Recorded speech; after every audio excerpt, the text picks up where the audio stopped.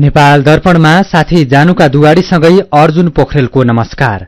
नेपाल दर्पण उज्यालो radio network काठमाडौँमा 90 मेगाहर्जसँगै देशभरि विभिन्न एफएम स्टेशनहरूबाट तथा मोबाइल एप्लिकेशन र अनलाइनबाट संसारभर एकसाथ प्रसारण भइरहेको छ।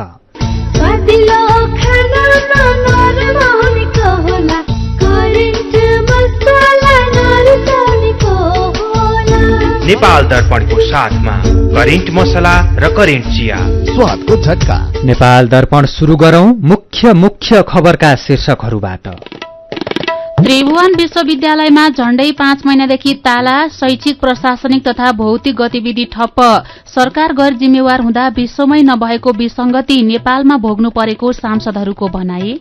यो विश्वमा 139 दिन विश्वविद्यालय बन्द हुँदा मुख्य दर्शक रमिते बन्ने संसारमा कहीँ देख्नु भएको छ? गृह मन्त्रालयको काम बन्द खुलाउने हो कि बन्द गराउने हो? वार्ता गरेर खुलाउन पर्छ कि पर्दैन? यस वर्ष पनि मनसुनको सुरुमै प्राकृतिक विपत्ति, ठाउँ ठाउँमा डुबान र कटान, मुख्य राजमार्ग अस्तव्यस्त, औसतभन्दा धेरै पानी पर्ने भएकोले पूर्व तयारी गर्न सरकारलाई मौसमविदको सुझाव।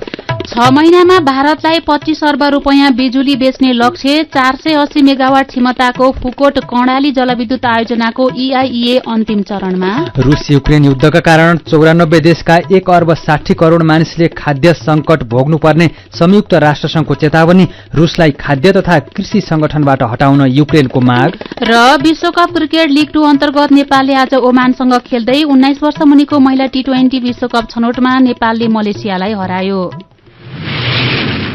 वैदेशिक रोजगार न्याय सम्बन्धी जानकारी। वैदेशिक रोजगारमा जाने व्यक्ति ठगिएमा वा शोषणमा परेमा वैदेशिक रोजगार विभागमा वा आफ्नो जिल्लाको जिल्ला प्रशासन कार्यालयमा निवेदन दिनुपर्दछ। वैदेशिक रोजगार ठगी गर्ने व्यक्तिलाई 3 वर्षदेखि 7 वर्षसम्म कैद र 3 लाखदेखि 5 लाख रुपैयाँसम्म जरिवाना सजाय हुन्छ। वैदेशिक रोजगारमा ठगिएको व्यक्तिले बुझाएको रकम र त्यसमा थप 50% हर्जना सहितको रकम पीडकबाट फिर्ता पाउँछन्। वैदेशिक रोजगार ठगीको विषयमा जहिले पनि उजुरी लाग्दछ।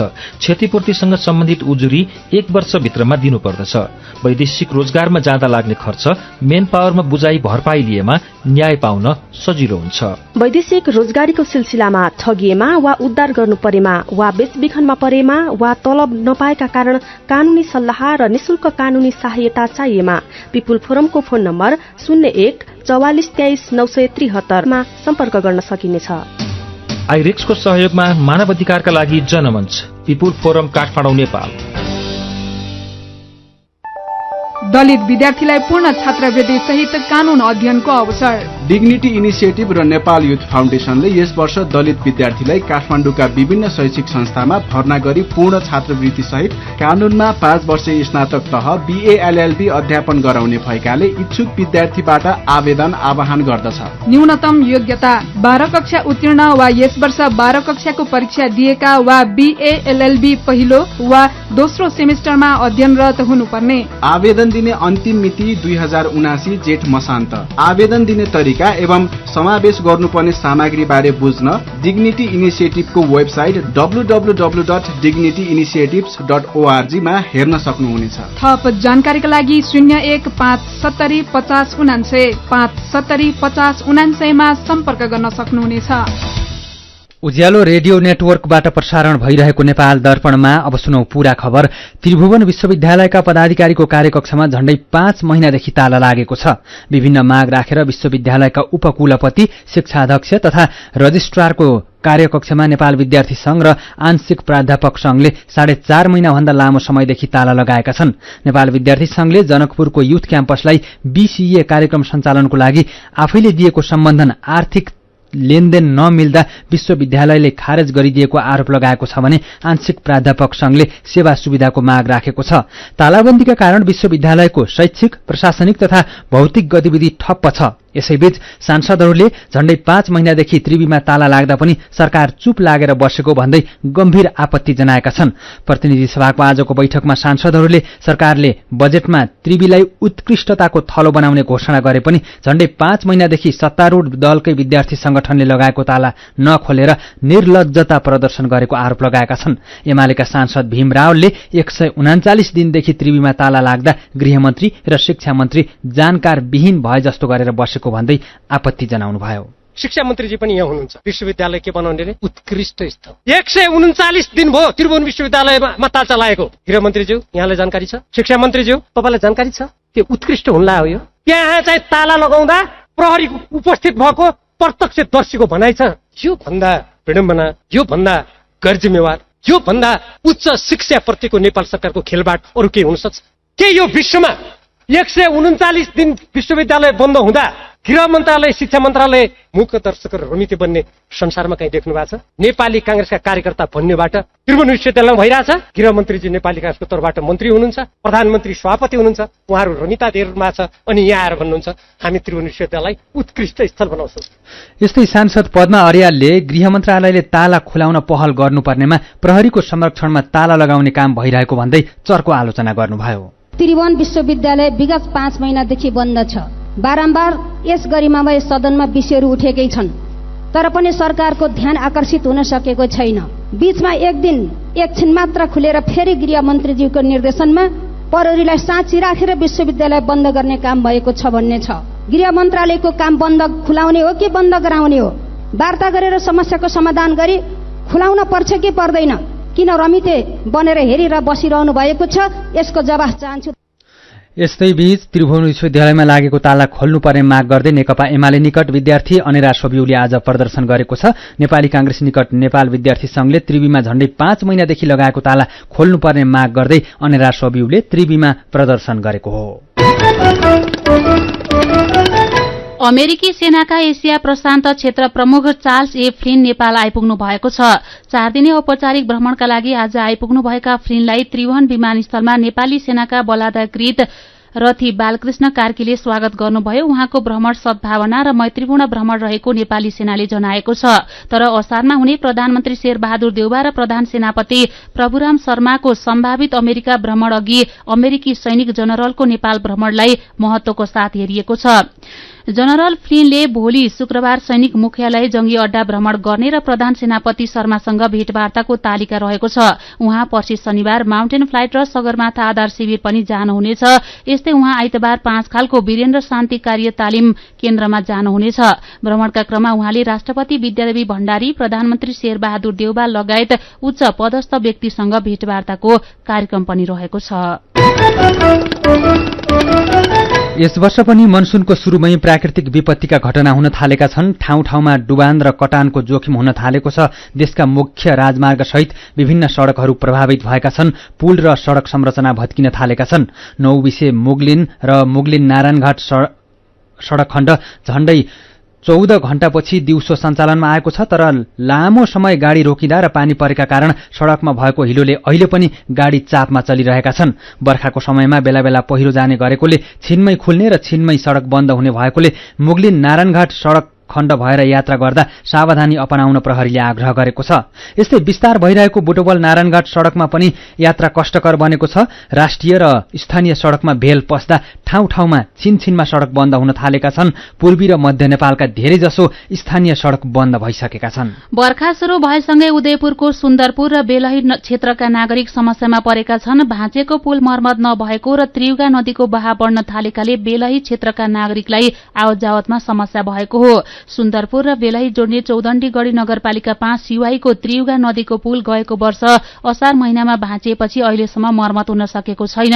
1 वर्ष अगाडि त्रियुगाको बाढ़ीका कारण भाँचिएको पुलको पिलर अहिलेसम्म पनि पुनर्निर्माण नभएपछि आवत जावत गर्न कठिन भएको बेलहीका बासिन्दा अनुप चौधरीले बताउनुभयो। यस्तै वर्षा शुरू भएसँगै हिमाली जिल्ला मनाङवासीको त्रास बढ़ेको छ। गएको वर्षको जेठ 31 र असारको पहिलो हप्ता मस्र्याङदी नदीमा आएको बाढ़ीबाट प्रभावित मनाङवासीमा त्रास बढ़ेको हो। गएको वर्षको बाढ़ीका कारण घरबारविहीन भएका मनाङको नासो गाउँपालिकाको सिरन्ताल र ताल गाउँका विस्थापित अझै टेन्ट र टहरामे बस्न बाध्य छन्। हिउँदको चिसो कठ्याङ्ग्रिँदै कटाएका बाढ़ी प्रभावितका लागि सुरक्षित आवाससहित बस्ती स्थानान्तरणको पर्खाइमा छन्। यस्तै बागलुङको गलकोटमा बाढी आउँदा नरेठाँटी बजार उच्च जोखिममा परेको छ। गलकोट नगरपालिका 2 नकटे खोलाको बाढी नरेठाँटी बजारमा पस्दा 35 घर उच्च जोखिममा परेका वडा अध्यक्ष हिमबहादुर भण्डारीले जानकारी दिनुभयो। हिजो बेलुकादेखि रातभर परेको पानीका कारण जसपुरबाट झरेको पहिरोले नकटे खोलामा आउँदा नरेठाँटी बजार उच्च जोखिममा परेको हो। बाढीको त्रासले स्थानीय बासिन्दा रातभर जागराम बसेका छन्। उच्च जोखिममा रहेका 2 घर परिवारलाई सुरक्षित ठाउँमा सारिएको छ। बाढीले महेन्द्र माविको खेल मैदान पुरेको छ भने विद्यालय जोखिममा परेको छ। यस्तै तनहुँको आबु खैरेनी गाउँपालिका 2 एक्ले फाँटको मर्स्याङ्दी जलविद्युत आयोजनाको ड्यामका कारण 14 घरधुरी उच्च जोखिममा परेका छन्। आयोजनाको ड्यामले बस्ती डुबान र कटान गर्दै जाँदा त्यस क्षेत्रका बासिन्दाको उठीबास हुने अवस्था सृजना भएको हो। अहिले प्रदेश 1 बागमती र गण्डकी प्रदेशका विभिन्न ठाउँमा पानी परिरहेको छ। मनसुनी वायुको प्रभावका कारण हिजोदेखि नै यी ठाउँहरूमा पानी परिरहेको छ। अझै केही दिन यी क्षेत्रहरूमा सामान्यदेखि मध्यम खालको पानी पर्ने सम्भावना रहेको मौसमविद वरुण पौडेलले जानकारी दिनुभयो। यसअघि परेको पानीले जमिन गलिसकेको र जमिनले सोच्नुपर्ने जति पानी सोसिसकेकाले अबको वर्षाले बाढी पहिरोको जोखिम बढाउने मौसमविद पौडेलले बताउनुभयो। भिरालो जमिन र नदी खोला आसपासका बसोबास गर्नेहरूलाई सावधानी अपनाउन मौसमविदको आग्रह छ। नेपालमा सामान्यतया जुन 13 तारिखमा मनसुन भित्रने भनिए पनि गएको 5 तारिखमा नै भित्रिएको छ। अहिले प्रदेश नम्बर 1 मा मनसुनी गतिविधि सक्रिय छ। अन्य प्रदेशमा भने मनसुन फैलने क्रममा रहेको छ। यसैबीच मौसमविदले यस वर्ष औषधभन्दा धेरै पानी पर्न सक्ने भन्दै सरकारको ध्यानाकर्षण गराएका छन्। जल तथा मौसम विज्ञान विभागले यसअघि नै यो वर्ष सरदरभन्दा धेरै वर्षा हुन सक्ने पूर्वानुमान गरेको छ। यस वर्ष नेपालमा 8 दिन अगाडि नै पूर्वी भेगबाट मनसुन भित्रिसकेको छ, जसका कारण मौसमविज्ञ, सांसद, सरकारवाला लगायतका निकायले सरकारलाई पूर्व तयारीको लागि ध्यानाकर्षण गराइरहेका छन्। यस्तै प्रतिनिधि सभा र राष्ट्रिय सभाका सदस्यहरूले पनि यस वर्षको मनसुनमा विपद व्यवस्थापन र पूर्व तयारीको काममा अहिलेदेखि नै ध्यान पुर्याउन सरकारलाई आग्रह गरेका छन्। नेपाली कांग्रेसकी सचेतक पुष्पा भूषालले प्राकृतिक प्रकोपबाट निम्तने विपदहरूको व्यवस्थापनको लागि सरकारले अहिलेदेखि नै ध्यान पुर्याउनु पर्ने बताउनुभयो। नेकपा माओवादी केन्द्रका सांसद वर्षमान पुनले सम्भावित विपदको सामना गर्न सरकारी संयन्त्र तयार रहनुपर्ने बताउनु भएको छ भने एमालेका सांसद डाक्टर सूर्य पाठकले गाउँमा सड़क बनाउन अत्याधिक रूपमा डोजरको प्रयोग गरेका कारण पहिरोले क्षति पुर्याइरहेको बताउनुभयो। गर्मी बढ्दै गएपछि बाँकेका केही पालिकाले आजदेखि विद्यालय बन्द गरेका छन्। नेपालगञ्ज उपमहानगरपालिका, कोहलपुर नगरपालिका र खजुरा गाउँपालिकाले आजदेखि यो महिनाभर विद्यालय बन्द गर्ने निर्णय गरेका हुन्। गर्मी अत्याधिक रूपले बढेका कारण पठन पाठनमा समस्या भएकाले 5 दिनका लागि विद्यालयको पठन पाठन बन्द गर्ने निर्णय गरिएको शिक्षा, युवा तथा खेलकुद महाशाखा प्रमुख गोरखबहादुर थापाले जानकारी दिनुभयो। सीधा कुरा प्रश्न विचार यो हो उज्यालो रेडियो नेटवर्क काठमाडौँमा 90 मेगाहर्ज। नेपाल दर्पणमा कुराकानीसँगै खबरको सिलसिला बाँकी नै छ, सुन्दै गर्नुहोला। एचआईभी का बारेमा खुलेर कुरा गरौं। सँगै बस्दा, खाँदा, पढ्दा र सँगै खेल्दा कुनै कीरा वा लामखुट्टेले टोक्दा एचआईभी सर्दैन। हात मिलाउँदा, अंकमाल गर्दा तथा चुम्बन गर्दा, एउटै चर्पी प्रयोग गर्दा र अरूको लुगा लगाउँदा एचआईभी सर्दैन। समयमै उपचार गरेमा एचआईभी संक्रमित पनि स्वस्थ व्यक्ति सरह बाँच्न सक्छन्। त्यसैले नियमित औषधिको सेवन गरौं र स्वस्थ जीवन बाँचौं। एचआईभी को औषधि एआरभी हरेक सरकारी अस्पतालमा निशुल्क पाइन्छ। एचआईभी संक्रमितहरू अरू भन्दा भिन्न होइनन् भन्ने कुरा बुझौं र समान व्यवहार गरौं। एचआईभी संक्रमितहरूमाथि हुने भेदभावको अन्त्य गरौं। Nepal youth foundation, 12+, Lumbini plus र मकवानपुर महिला समूह।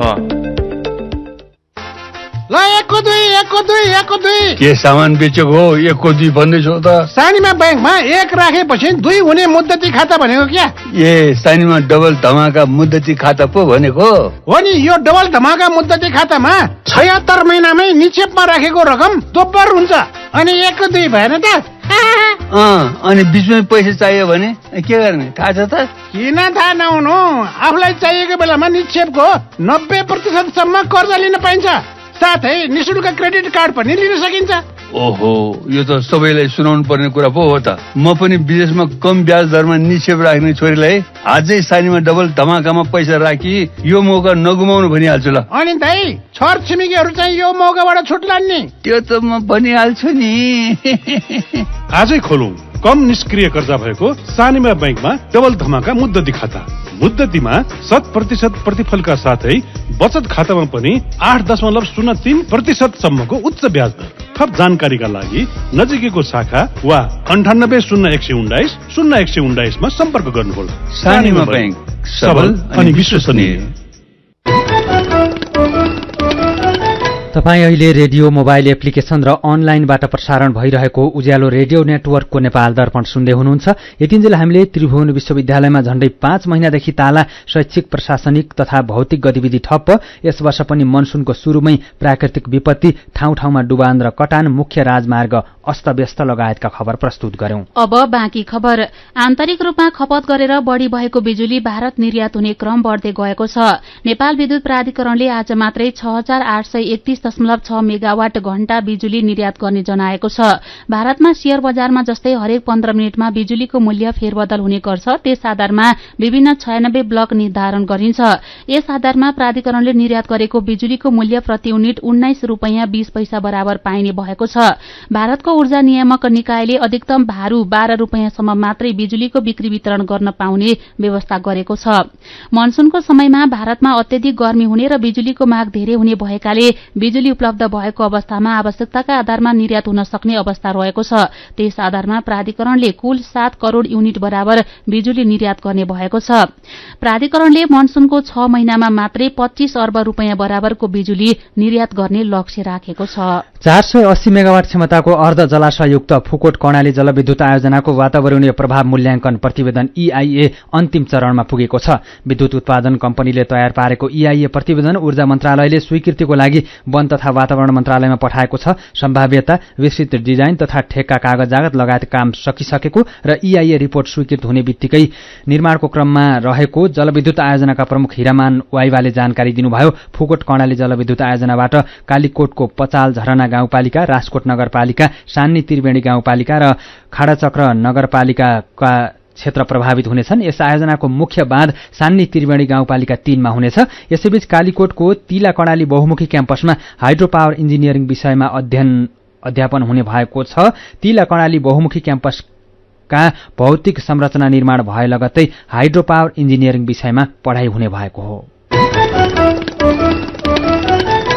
बर्खे फलफूल रोप्नका लागि किसानले आवश्यक तयारी पनि शुरू गरेका छन्। अरू फलफूलसँगै मुख्य गरी सुन्तला जातका जस्तै सुन्तला, जुनार, कागते, निबुवा, मौसम, ज्यामिर लगायतका बिरुवा रोप्ने बेला भएको छ। यी जातबाट आमदानी लिन सकिन्छ, तर अहिले रोपेका बिरुवाबाट उत्पादन लिन कम्तीमा 3-4 वर्ष कुर्नुपर्छ। सुन्तला जातका फलफूल खेती गर्दा मुख्य गरी अहिले के कस्ता कुरामा ध्यान दिनुपर्छ भनेर साथी मदन पौड्यालले राष्ट्रिय फलफूल विकास केन्द्र कीर्तिपुरका प्रमुख राजेन्द्र कोइरालालाई सोध्नु भएको छ। यतिखेर सुन्तला जात लगाउने सिजन सुरु भएको छ। कमसेकम 1.5 फिटको गोलाइमा र गहिराईमा खाल्टा खन्नुहोस्। त्यो खाल्टा खनेको ठाउँमा पनि आधा भाग माथिल्लो भागको एक साइडमा र त्योभन्दा 1.5 फिट को खाडलको आधा भागको अर्को साइडमा माटो थुपार्नुहोस् र माथिल्लो भागमा दुवैतिर मल मिसाइसकेपछि माथिल्लो भागलाई तल हालिदिनुहोस् अनि तलको भागको माटोमा मिलाएको मल माथि हालिदिनुहोस् र त्यो माटो फर्कन्छ। भोलि तपाईँको जरा जाँदै जाँदा मलिलो माटो पाउँदै जान्छ। हेर्नुहोस्, हेर्दा सामान्य हो, त्यही माटो हालिदिउँ भने पनि कति फरक पर्छ। भोलि बिरुवा ल्याउने बित्तिकै ट्याक्क तपाईँको तयारी भएको ठाउँमा गाडिदिनुहुन्छ, बिरुवा सर्छ, हुर्कन्छ, तपाईँको लागत बच्छ।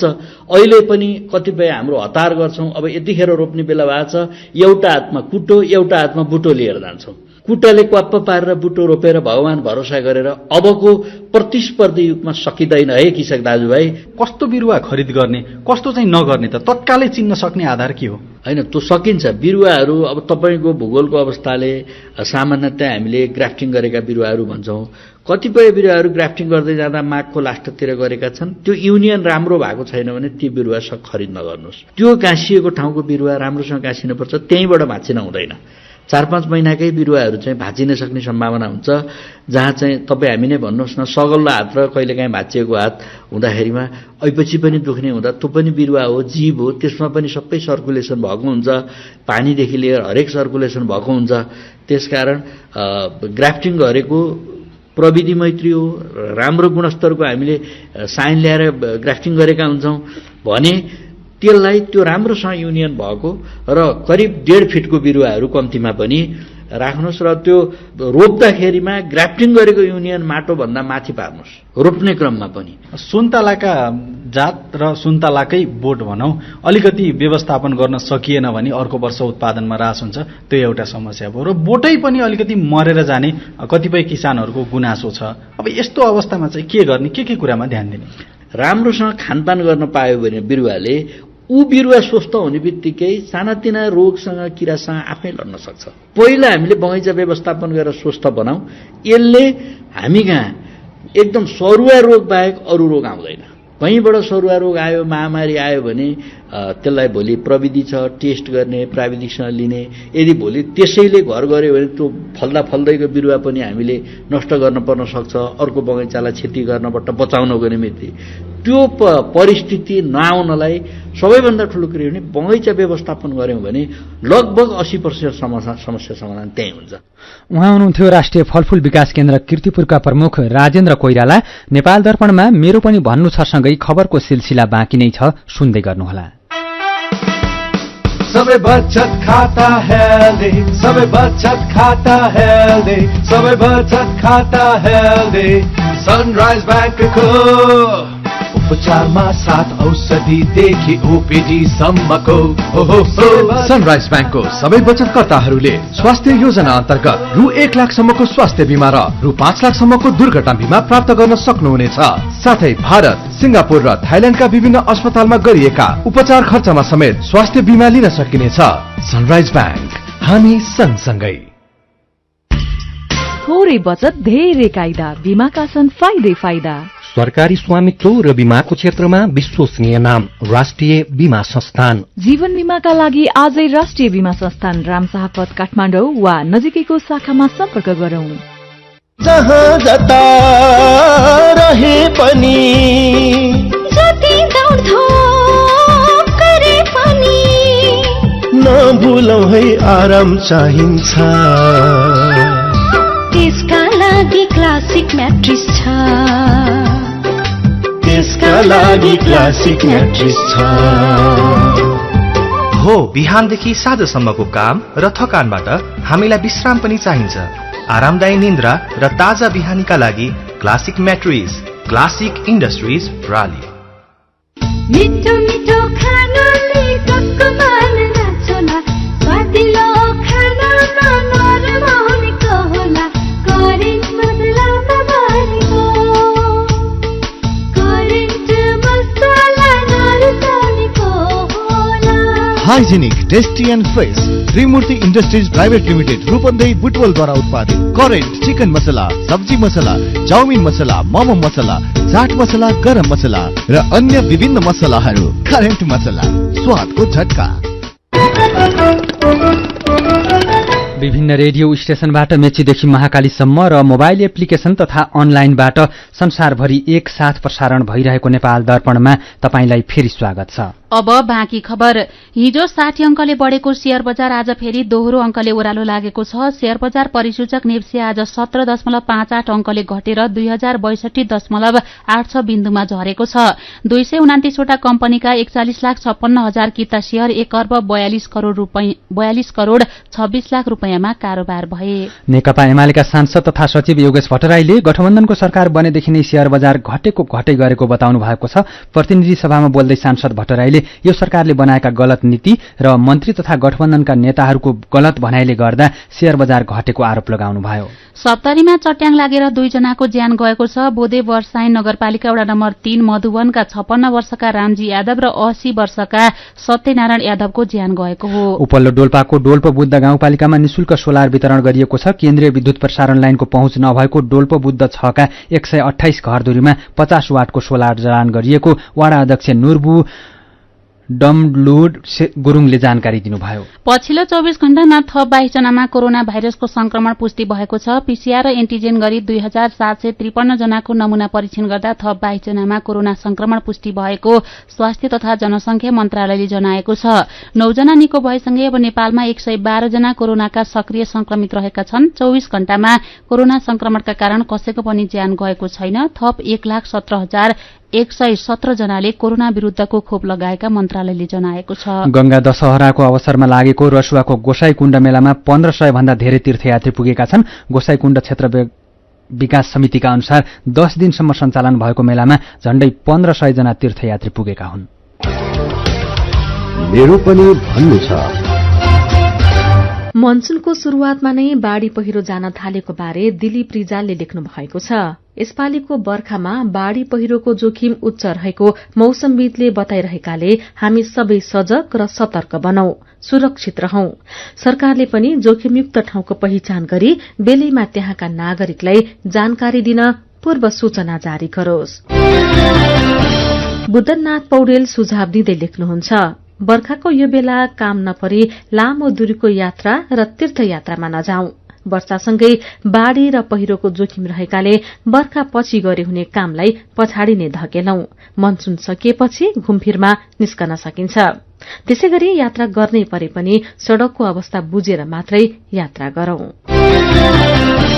यसपालिको बर्खामा औसतभन्दा बढ़ी पानी पर्ने र बाढ़ी पहिरोको जोखिम उच्च रहेको भन्दै विज्ञले जानकारी गराउँदा समेत जोखिम घटाउन सरकारले तयारी नगरेकोमा गुनासो गर्दै माधव अधिकारी लेख्नुहुन्छ, जुन सरकार आए पनि नागरिकको सेवा सुविधाका लागि पूर्व तयारी केही पनि देखिएन।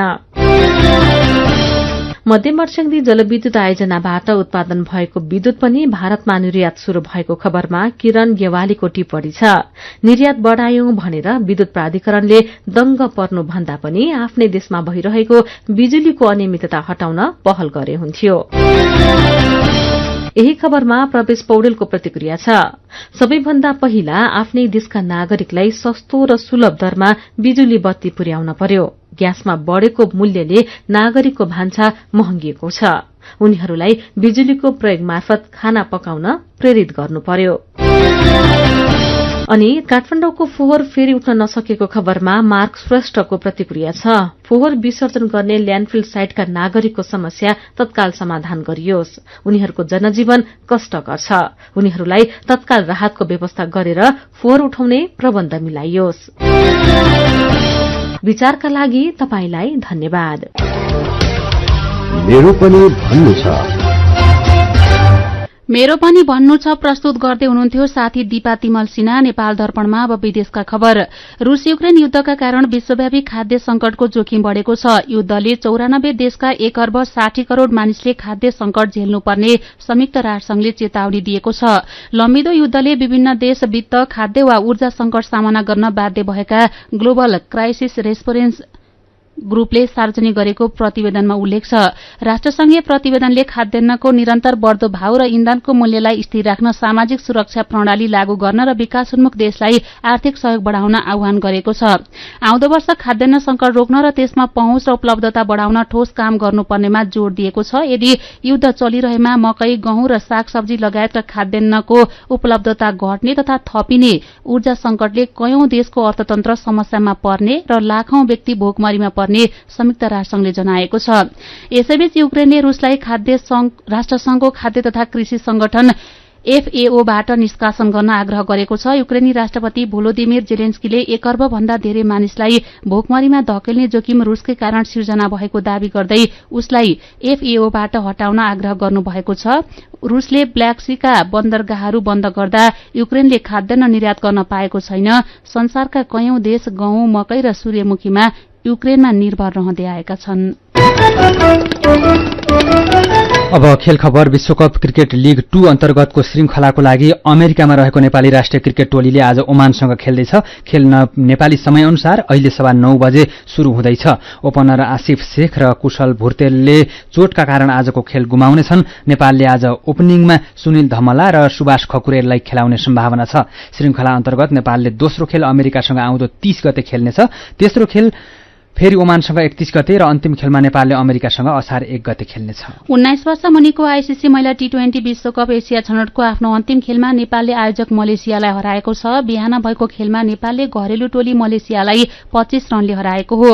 नेपालले दिएको 87 रनको लक्ष्य पछ्याएको मलेसियाले 20 ओभरमा 4 विकेट गुमाएर 61 रन मात्र बनाउन सक्यो। त्यसअघि टस जितेर पहिले ब्याटिङ गरेको नेपालले 20 ओभरमा 7 विकेट गुमाएर 86 रन बनाएको थियो। नेपालका लागि अञ्जली विश्वकर्माले सर्वाधिक 33 रन बनाइन्। यस्तै आसमा पुलामी मगरले 26 रन जोडिन्। नेपाल विश्वकपमा पुग्न असफल भइसकेको छ। र भारत र दक्षिण अफ्रिका बीचको T20 क्रिकेट श्रृंखला आजदेखि शुरू भएको छ। दिल्लीमा भइरहेको पहिलो खेलमा दक्षिण अफ्रिकाले टस जितेर फिल्डिङ रोजेपछि भारतले ब्याटिङ गरिरहेको छ। भारतले राम्रो प्रदर्शन गरेको छ। उसले ताजा अवस्थामा 16 ओभर 1 बलको खेल सकिँदा 3 विकेट गुमाएर 156 रन बनाएको छ। उसका ईशान किशन 76 रन बनाएर आउट भए। यस्तै ऋतुराज गायकवाड 23 रन बनाएर आउट भए भने भर्खरै श्रेयस अय्यर 36 रनमा आउट भएका छन्। कप्तान ऋषभ पन्त 9 रन बनाएर खेलिरहेका छन्। 5 खेलको T20 क्रिकेट श्रृंखला खेल्न दक्षिण अफ्रिका भारत भ्रमणमा रहेको छ। खेल खबरसँगै उज्यालो रेडियो नेटवर्कबाट प्रसारण भइरहेको नेपाल दर्पणको समय सकिनै लागेको छ। बिदा हुनु अघि आजका मुख्य खबरका शीर्षकहरू फेरि एकपटक। त्रिभुवन विश्वविद्यालयमा झण्डै 5 महिनादेखि ताला, शैक्षिक प्रशासनिक तथा भौतिक गतिविधि ठप्प।